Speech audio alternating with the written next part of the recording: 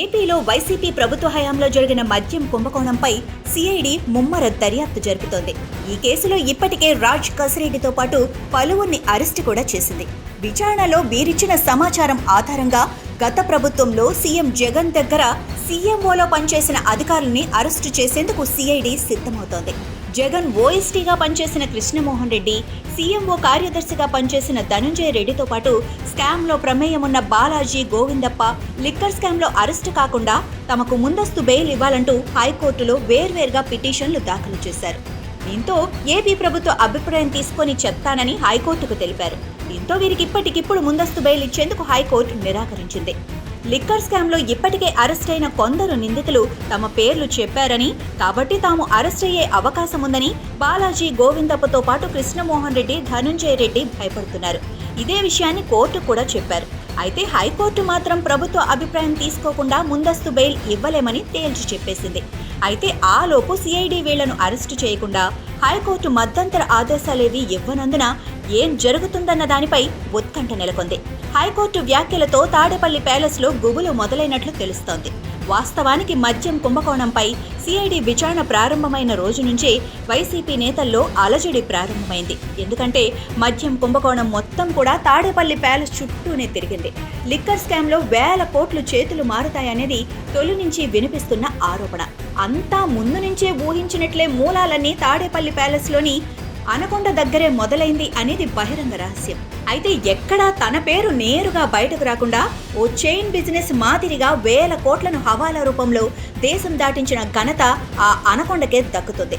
రాజ్ కసిరెడ్డి ఇచ్చిన సమాచారం ఆధారంగా లిక్కర్ స్కామ్పై దర్యాప్తును మరింత వేగవంతం చేసేందుకు సిఐడి సిద్ధమవుతోంది.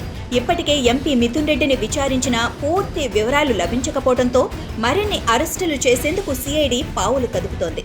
సిఐడి విచారణలో తీగలాగితే డొంక కదిలినట్లుగా ఒక్కొక్కరిని అరెస్టు చేస్తుంటే లింక్ క్రమంగా ప్యాలెస్ వైపు వెళ్తోంది. రాజ్ కసిరెడ్డి అరెస్టు తర్వాత ఎవరా కీలక వ్యక్తి అని అంతా ఆలోచిస్తుంటే అన్ని వేళ్లు బాలాజీ గోవిందప్ప వైపు చూపిస్తున్నాయి.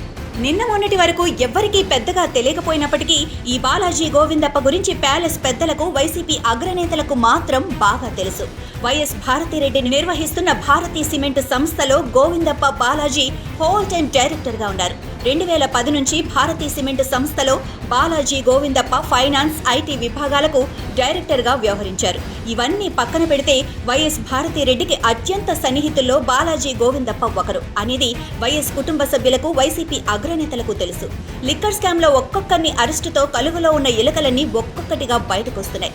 నిన్నటి వరకు బాలాజీ గోవిందప్ప ఎవరో కూడా చాలా మందికి తెలియదు. కానీ రాజ్ కసిరెడ్డి అరెస్టు తర్వాత తన అరెస్టు కూడా తప్పదని గోవిందప్పలో భయం మొదలైంది.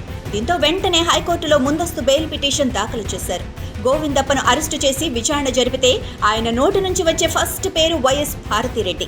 అది ఎంత చిన్న విషయమైనా పెద్ద విషయమైనా సరే నేరుగా భారతిరెడ్డితోనే డీలింగ్ పెట్టుకుంటారు గోవిందప్ప. సూట్ కేస్ కంపెనీల ద్వారా వందల కోట్ల డబ్బును హవాలా మార్గంలో తాడేపల్లి ప్యాలెస్కు పంపించినట్లు బాలాజీ గోవిందప్ప పైన ఆరోపణలు. భారతిరెడ్డికి అత్యంత ఆప్తుల్లో బాలాజీ గోవిందప్ప ఒకరు.